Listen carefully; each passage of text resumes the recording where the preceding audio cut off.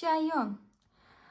Assalomu alaykum. Sizlar mening kanalimdasiz va bu qisqacha goroskop 2026-yil sizlar uchun chayonlar.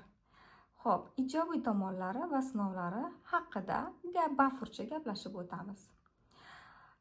Ijobiy tomonlari chayonlar uchun ichki qayta tug'ilish, transformatsiya, kuch va ta'sirning o'sishi va taqdiriy voqealar.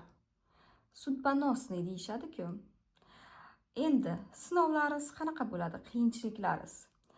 Hissiyotlarga qandaydir ko'p berilib ketishingiz, qandaydir keskin qarorlar qabul qilishingiz va hamma narsani, hamma holatni nazorat qilish istagi paydo bo'lishi sizlarga qiyinchilik tug'dirishi ham mumkin.